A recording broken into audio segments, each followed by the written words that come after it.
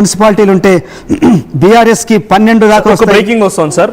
So Gadwal జిల్లాకు సంబంధించి ఇందాకే మనం కొత్త ప్రభావితో మాట్లాడుతూ మౌలిక అడిగినట్టుగా కవిత ప్రభావం ఏదైనా ఉందా అని అంటే లేదు అన్నారు. సో ఇంట్రెస్టింగ్ గా గద్వాల్ జిల్లా వడ్డేపల్లి మున్సిపాలిటీలో 10 స్థానాలకు గాను 8 స్థానాలు ఆల్ ఇండియా ఫార్వర్డ్ బ్లాక్ గెలుచుకుంది. అంటే కవిత మద్దతుతో ఆల్ ఇండియా ఫార్వర్డ్ బ్లాక్ టికెట్లు అక్కడ జారీ చేస్తే ఆల్ ఇండియా ఫార్వర్డ్ బ్లాక్ 10 స్థానాలకు 8 స్థానాలు గెలుచుకుంది. కాంగ్రెస్ 1, బీఆర్ఎస్ 1 గెలుచుకున్నాయి. సో అంటే ఆల్మోస్ట్ వడ్డేపల్లి మొత్తం All India Forward Bloc municipal chairman ని కైవసం చేసుకోబోతోంది. అనూహ్యంగా ఆల్ ఇండియా ఫార్వర్డ్ బ్లాక్ అనేది ఒక జాతీయ పార్టీ. ఆ రోజు నేతాజీ సుభాష్ చంద్రబోస్ గారు ఆయన పెట్టినటువంటి పార్టీ సింహం గుర్తు. సో కేవలం 1-2 చోట్ల మాత్రమే దీని ప్రభావం ఉండేది. సో గతంలో 2018 మున్సిపాలిటీ అసెంబ్లీ ఎన్నికల్లో రామకొండ నుంచి కోరకంటి చంద్ర ఒకరు ఎమ్మెల్యే గెలుపొందితే అటు వైరా నుంచి ఇంకొకరు గెలుపొందారు. సో 2 నియోజకవర్గాల్లో ఆల్ ఇండియా ఫార్వర్డ్ బ్లాక్ తమ సత్తాను చాటింది. ఆ తర్వాత దీనికి ప్రభావం పెరిగింది. స్థానిక ఎన్నికల్లో ఆల్ ఇండియా ఫార్వర్డ్ బ్లాక్ టికెట్ల కోసం వేటాడుతూ ఉంటారు. సో అటువంటిది ఇప్పుడు Jagruti All India Forward Bloc 2 కలిసి పోటీ చేశాయి. సో జాగృతి ఒక సంఘంగా ఉంది, All India Forward Bloc political party. So సింహం గుర్తు పైన జాగృతి సపోర్టర్స్ గెలుపొందారు. 10 స్థానాలకు గాను 8 స్థానాలు ఆల్ ఇండియా ఫార్వర్డ్ బ్లాక్ గెలుచుకుంది. సో వడ్డేపల్లి మున్సిపాలిటీకి సంబంధించి సో సార్ ఎలా చూడాలి? జాగృతి పార్టీ పెట్టక మునిపే కొంత ఖాతా తెరిచింది అనుకోవాలా? పార్టీ లేకుండానే ఈ స్థాయిలో ప్రాబల్యం చూపించింది అనుకోవాలా? అయితే మనం టెక్నికల్గా అయితే ఈ విజయాన్ని జాగృతికి అంటగట్టలేము, వాళ్ళకి అట్రిబ్యూట్ చేయలేం. కానీ ఖచ్చితంగా ఆల్ ఇండియా ఫార్వర్డ్ బ్లాక్ చాలామంది వివిధ పార్టీల్లో టికెట్లు రాని వాళ్ళందరూ, లేదంటే ఒక స్పెసిఫిక్ మాకు సింబల్ కావాలి, ఎందుకంటే ఒక ఇండిపెండెంట్గా పోటీ చేసినప్పుడు రకరకాల గుర్తులు వస్తుంటాయి. కానీ All India Forward Bloc ticket పైన పోటీ చేసే వాళ్ళందరికీ సింహం గుర్తు వస్తుంది కాబట్టి దానికోసం చాలా డిమాండ్ ఉంటుంది. ఈసారి వ్యూహాత్మకంగా కల్వకుంట్ల కవిత తెలంగాణ జాగృతి అధ్యక్షురాలు ఆల్ ఇండియా ఫార్వర్డ్ బ్లాక్తో ఒక ఒప్పందం చేసుకొని తమ అభ్యర్థులందరికీ కూడా ఆల్ ఇండియా ఫార్వర్డ్ బ్లాక్లో టికెట్లు ఇప్పించుకోవడం ద్వారా ఒక పార్టీగా ఒకే సింబల్, ఒక సింహం గుర్తు మీద పోటీ చేయడం ద్వారా చాలా ఒక ఇంపాక్ట్ చూపించగలిగారు. మన టెక్నికల్గా ఈ తెలంగాణ జాగృతి విజయం చెప్పకపోయినా కూడా స్థానికంగా ఉండే నాయకులందరూ కూడా ఎవరైతే మెజారిటీ దాంట్లో గెలిచిన వాళ్ళందరూ తెలంగాణ జాగృతిలో చాలా యాక్టివ్గా ఉన్న నాయకులు వాళ్ళందరూ కూడా. అది కాకుండా ఇక్కడ నిజానికి కాంగ్రెస్ బీఆర్ఎస్ మనం వాళ్ళ ఓటమిని వాళ్ళ ఫెయిల్యూర్ని కూడా చూడాలి. అక్కడ స్థానికంగా ఉండే గొడవలు కావచ్చు, పార్టీలో ఉండే అంతర్గత కుమ్ములాటల వల్ల అక్కడ పార్టీ దుష్ఫలితాలు ఎదురు చూసిన 2 పార్టీలు కూడా. ఆల్ ఇండియా ఫార్వర్డ్ బ్లాక్ వాళ్ళందరూ కూడా నిజానికి కవిత కూడా అక్కడ ఏరియాలో చాలా కార్యక్రమాలు చేపట్టారు. గతంలో బతుకమ్మ సంబరాలు కావచ్చు, లేదంటే ఈ మధ్య కాలంలో కూడా వరంగల్ జిల్లాకు చాలాసార్లు వెళ్ళి పార్టీ కార్యక్రమాలను అక్కడ నిర్వహించారు. అక్కడ ఆ పార్టీకి సంబంధించి చాలామంది కార్యకర్తల్ని ఏకం చేసి అక్కడ అందరి నాయకుల తరఫున ప్రచారం చేయడం జరిగింది. ఈ ఇంపాక్ట్ ఖచ్చితంగా అక్కడ వడ్డేపల్లిలో కనిపిస్తుంది. ఇది తెలంగాణ జాగృతికి సంబంధించి కల్వకుంట్ల కవిత పార్టీకి సంబంధించి రాబోయే పార్టీకి సంబంధించి ఖచ్చితంగా ఇది ఒక బూస్ట్ లాగా పనిచేస్తుంది. వాళ్ళకు ఒక మనోధైర్యాన్ని, ఒక మోరల్ బూస్ట్ అయ్యేలాగా పనిచేస్తుంది. Manoj right. So Vaddepalli situation ఇది. మరొక బ్రేకింగ్ వస్తోంది. భూపాలపల్లి మున్సిపాలిటీలో కాంగ్రెస్ బీఆర్ఎస్ హోరాహోరీగా పోరాడుతున్నాయి. 5 స్థానాల్లో బీఆర్ఎస్ పార్టీ గెలుపొందితే 4 స్థానాల్లో కాంగ్రెస్ లీడ్ కొనసాగుతోంది. 1 స్థానంలో బీజేపీ ఉంది. ఇప్పటివరకు 2 బీఆర్ఎస్ అభ్యర్థులు గెలుపొందారు. సో బీఆర్ఎస్ కూడా భూపాలపల్లి కైవసం చేసుకుంటుందా?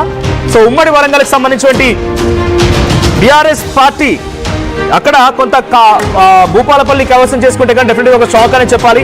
రీసెంట్ ఎలక్షన్స్ లో భూపాలపల్లికి సంబంధించి పార్లమెంట్ పరిధి అయితే వరంగల్ పార్లమెంట్ పరిధిలో భూపాలపల్లి ఒక భాగంగా ఉంది కాబట్టి ఎంపీ గెలుపొందారు, అక్కడ ఎమ్మెల్యే గెలుపొందారు. మరి ఆ సిచ్యువేషన్ లో కాంగ్రెస్ కనుక డైరెక్ట్ గా రీసెంట్ గా చివరిగా భూపాలపల్లిలోనే ముఖ్యమంత్రి రేవంత్ రెడ్డి కూడా సభ నిర్వహించారు. సో మరి అవన్నీ ప్రభావం చూపించలేదా?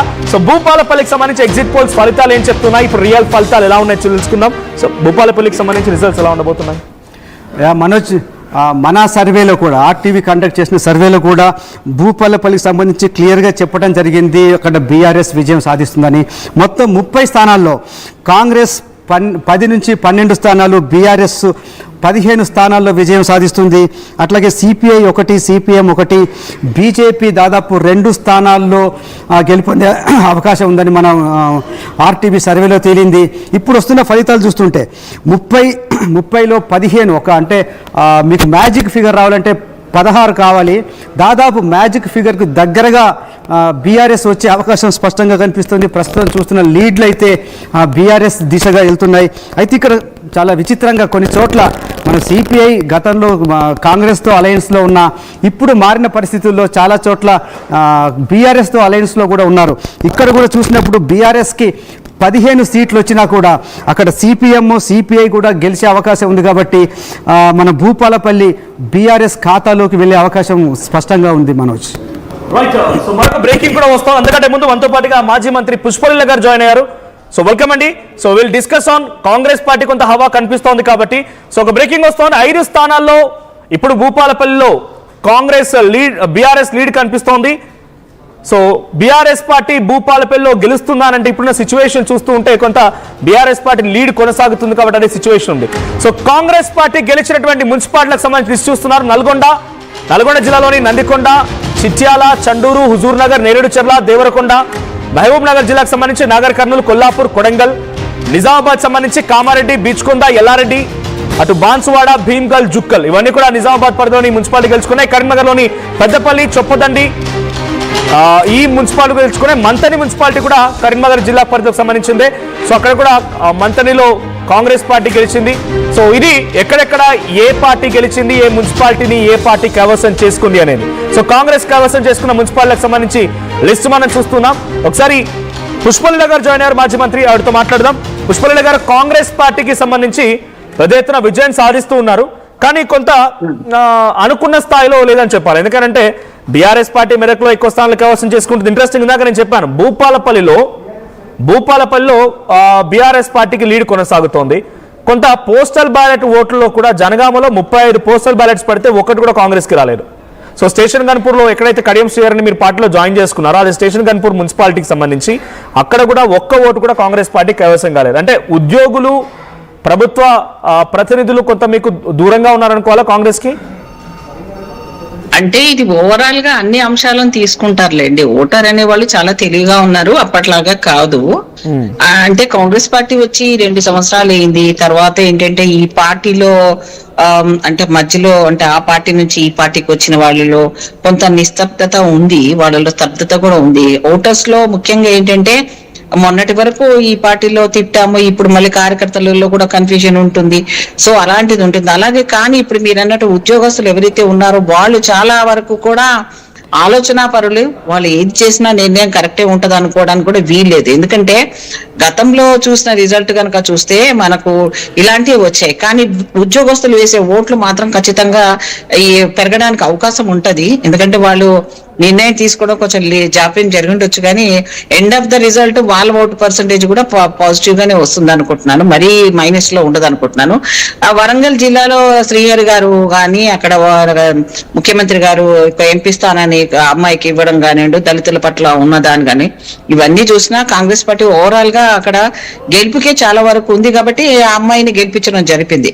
ఇప్పుడు కూడా ఉన్న రిజల్ట్ లో పాజిటివ్ ఆశావాదులం మేము. ఎందుకంటే 2 సంవత్సరాలే అయింది మాకు ఈ కాంగ్రెస్ పార్టీ వచ్చిన తర్వాత. అనేక ఆర్థికమైన సమస్యలు ఉన్నప్పటికి కూడా ప్రతి దాన్ని కూడా ఛాలెంజ్ గా ముఖ్యమంత్రి గారు తీసుకొని వెళ్ళడము, ప్రతిదీ ప్రెస్టీజ్ గా తీసుకొని వెళ్ళడం, తన క్యాంపెయినింగ్ లో కూడా ప్రతి వాళ్ళను సరిగ్గా కోఆర్డినేట్ చేయడం అనేది బాగా జరిగింది. ఓవరాల్ గా చూస్తే అధికార పార్టీలో ఉన్న వాళ్ళకి ఇప్పుడు కూడా ఓటర్స్ వేస్తారు. ఎందుకంటే అపోజిషన్ వాళ్ళకి వేస్తే ఏం ఉపయోగం లేదు, వాళ్ళు ఇవ్వట్లేదు, నేను చేయట్లేదు అంటారు. ఓటర్ మహాశైలు చాలా వరకు తెలివి వచ్చింది కాబట్టి అధికారం ఉన్న పార్టీలతో గొడవబడైనా సరే, కొట్లాటైనా కొంతవరకన్నా కాకుండా 50-60% వాళ్ళు అనుకునేవి తీర్చడానికి అవకాశం ఉంటది. కాబట్టి వీళ్ళు తప్పు చేస్తున్నారు అని అనుకోవడం లేదు. ఒక్కదాన్ని పట్టుకొని బేస్ చేసుకొని మన నిర్ణయం తీసుకోవడానికి కరెక్ట్ కాదు. 100% కాంగ్రెస్ పార్టీకి విన్నింగ్ వస్తుందని నమ్ముతున్నాం. కానీ 7 కార్పొరేషన్లు ఉన్నాయి. 7 కార్పొరేషన్లో 5 కార్పొరేషన్లో కాంగ్రెస్ పార్టీ లీడ్ కొనసాగుతుంది. సో మీరు అంటున్నట్టుగా నిజంగానే కొంత అన్ని రకాల ఆలోచిస్తారనుకుంటే కరీంనగర్లో అండ్ నిజామాబాద్లో కాంగ్రెస్ పార్టీ ఫైట్ ఇస్తోంది, కానీ కాంగ్రెస్ బీఆర్ఎస్ పోరాడుతుంటే బీజేపీ కైవసం చేసుకోబోతోంది. సో కరీంనగర్, నిజామాబాద్ లో ఏ ఫ్యాక్టర్స్ మీకు ఫెయిల్యూర్ కారణమయ్యాయి? ఫెయిల్యూర్ అని నేను అనుకోను. ఎందుకంటే ఇక్కడ అరవింద్ గారు కొంచెం చూశారు కదా ఎట్లా ఇది చేయడం. రెండోది బీజేపీని అసలు నిజంగా చూస్తే వీళ్ళు ఎంత పొంకనాలు మాట్లాడతారో, ఎంత మాట్లాడతారో అంత రిజల్ట్ రాకపోవడం అనేది గత 10 సంవత్సరాల్లో చూసాము, ఇప్పుడు కూడా చూసాము. సరే ఇద్దరు గొడవ పడితే మూడో వరకు లాభం అన్నట్టుగా బీజేపీ అక్కడ కొంచెం పై ఉండడం కొంతవరకు కొంత నిర్దిష్టంగా వాళ్ళు జరుగుతా ఉంది. సో చూద్దాం, వెయిట్ అండ్ సీ. ఒక్క ఓటు కూడా మనకి ప్రెస్టేజ్ గా తీసుకోవాల్సిందే. లాస్ట్ వరకు అయితే నాకైతే నమ్మకం ఉంది, బీజేపీని అంతగా జనాలు నమ్మే పరిస్థితి లేదు. ఇప్పుడు జరుగుతున్నారు మోదీ గారి మీద చూడండి, అన్ఎంప్లాయిడ్ ప్రాబ్లం చూడండి, వాళ్ళు ఇప్పుడు జరుగుతున్న కొత్తగా చాలా చాలా ఆరోపణలు బీజేపీ మీద వస్తున్నాయి. ప్రతి దగ్గర కూడా వీళ్ళు ఆర్థిక వ్యవస్థను చాలా జీరో చేశారనేది ప్రతి వాడు సోషల్ మీడియా అన్ని చూసుకొని చూస్తున్నారు. ప్రజలకు బాగా చైతన్యం వచ్చింది. సో బీజేపీని అంత తొందరగా నమ్మట్లేదు. బీజేపీని గెలిపిస్తే ఎట్లాగైనా మళ్ళీ మతతత్వాలు, గుడులు, గోపురాలే ఉంటాయి తప్ప డెవలప్మెంట్ ఉండదు. గుడీలు కావాల్సింది అంబేద్కర్ చెప్పినట్టుగా బడీలు కావాలంటున్నారు. జనాలు ఎక్కువ అయిపోయారు. కానీ ఈ రోజు వీళ్ళు వచ్చిన తర్వాత గ్రాడ్యువల్ గా గవర్నమెంట్ స్కూల్ అన్ని కూడా తీసేయడము, విద్యా వ్యవస్థను కూలదోయడం, ఎంతసేపు భజన చేయడం అని చెప్పడము, ఇవన్నీ తంతులు చూసిన తర్వాత నిజంగా విఘ్నులు అనే వాళ్ళు ఎవరైనా, ఓటర్ మహాశయులు ఎవరైనా ఉన్నారంటే కాంగ్రెస్ పార్టీ, తెలంగాణ ఇచ్చిన కాంగ్రెస్ పార్టీ. సో వారిని ఎట్టాగానే వీళ్ళు 10 సంవత్సరాలు మోసం చేశారు, పొరపాటు జరిగిపోయింది అని చాలా వరకు చేంజెస్ వచ్చింది యూత్ లో గానీ, మహిళల్లో గానీ. సరే, రైతుల విషయంలో గానీ, మహిళల విషయంలో గానీ ఒక బస్సే చేశారా, 6 చేయలేదు అంటే మీరు మొత్తం డబ్బాను ఖాళీ చేసి వెళ్ళిపోయారు కదా. ఆర్థిక వ్యవస్థ తెలిసినా కూడా మేము ఛాలెంజ్ గా తీసుకొని రేవంత్ రెడ్డి గారి నాయకత్వం లోపల, ఇప్పుడు పిసిసి గారి నాయకత్వం లోపల ఇప్పుడు జరుగుతున్నాయి అన్ని కూడా చాలా ప్రెస్టీజ్ గా నడుస్తున్నాయి. కార్యకర్తలు చాలా ఖచ్చితంగా పనిచేస్తున్నారు. ఎందుకంటే వాళ్ళకి ఇప్పుడు ఈ ఎలక్షన్ కాకుండా మళ్ళీ నెక్స్ట్ ఎలక్షన్ లో కూడా మాకు చాలా ప్రెస్టీజియస్ కదా, ఎందుకంటే అధికారంలో ఉన్న వాళ్ళని గెలిపించుకోవాలి. సో బీజేపీ అంత ఏదో ఒకటి గెలిచినట్టు కిరీటం పెట్టుకుంటా అంటే కుదరదండి. అది సాధించింది చాలా తక్కువ. ఈ రాష్ట్రంలో తెలంగాణలో బీజేపీ గత గవర్నమెంట్ 11 సంవత్సరాలు మోదీ గెలిచినాక కూడా వీళ్ళు ఈ పరిస్థితిలో ఉన్నారు. ఒకసారి గుర్తు చేసుకోండి. వీళ్ళని అంత తొందరగా తెలంగాణ బిడ్డలు నమ్మరు. బీజేపీ అంటే బొట్టులు పెట్టుకున్నంత మాత్రాన, గుళ్ళు మొక్కినంత మాత్రం పొట్ట నిండదు అనేది అందరికి అర్థమైపోయింది. ఇది విషయం. రైట్. అంటే ఇబ్రహీంపట్నంలో కూడా రిజల్ట్స్ చూస్తూ ఉంటే కొంత బీఆర్ఎస్ పార్టీ వైపుగా ఫెచ్చింగ్ కనబడుతోంది. సో ఇబ్రహీంపట్నంలో బీఆర్ఎస్ పార్టీ వైపుగా ఉందనంటే రంగారెడ్డి జిల్లాకు సంబంధించి హైదరాబాద్ లిమిట్స్ లో ఉంది కాబట్టి, సో అక్కడ బీఆర్ఎస్ పార్టీ వైపుగా టర్న్ తీసుకుంది అనుకోవాలా? అంటే అర్బన్ ఓటర్స్ ఇంకా బీఆర్ఎస్ వైపే ఉన్నారు. Urban in the sense capital region కి సంబంధించి హైదరాబాద్ చుట్టుముట్టు ప్రాంతాల ప్రజలంతా కూడా ఇంకా బీఆర్ఎస్ పార్టీ వైపు ఉన్నారు అనుకోవాలా? కొంతవరకు లేండి, అంత కూడా నమ్మేటట్లేదు. రూరల్లో మాత్రం చాలా కాంగ్రెస్ నే నమ్ముతున్నారు. కొంత సిటీ వాళ్ళు, అక్కడ సెటిల్ అయిన వాళ్ళు, కొంత వాళ్ళ ఇంపాక్ట్ ఉంది. అండ్ బీజేపీ నీళ్ళు అక్కడ ఉండే వాళ్ళు చాలా పెద్ద పెద్ద లీడర్లు అనే వాళ్ళు ఉన్నారు. వాళ్ళు కొంతవరకు వాళ్ళు ఏదైనా చేసి ఉంటారు ఈ ఎలక్షన్ లో. ఎందుకంటే వాళ్ళకి పెద్దగా అక్కడ ఎవరు లేకపోయినా బీఆర్ఎస్ చాలా స్ట్రాంగ్ గా అక్కడ పనిచేస్తున్నప్పటికీ కాంగ్రెస్ లో మల్లారెడ్డి రంగారెడ్డి గారు కూడా సరే, ఆయనకి ఎన్ని ఇబ్బందులు ఉన్నా సరే కాంగ్రెస్ ను గెలిపించాలనేతోనే పనిచేస్తున్నారు. కొంత బార్డర్ వరకు ఏమైనా టగావర్ ఫైర్ ఉంటదేమో కానీ బీజేపీ మాత్రం అక్కడ గెలవదండి. ఎందుకంటే ఇబ్రాహీంపట్నం ప్రజలు చాలా చైతన్యవంతులు, అది సిటీకి దగ్గరగా ఉంది కాబట్టి కొంత వెయిట్ అండ్ సీ అండి. లాస్ట్ వరకు చూద్దాం. ఎందుకంటే నేను అప్పుడే దాన్ని ఒప్పుకోవడానికి నేను ఇబ్రహీంపట్నం సంబంధించిన దాంట్లో ప్రెసెంట్ ఉన్న మున్సిపాలిటీలో ఆల్మోస్ట్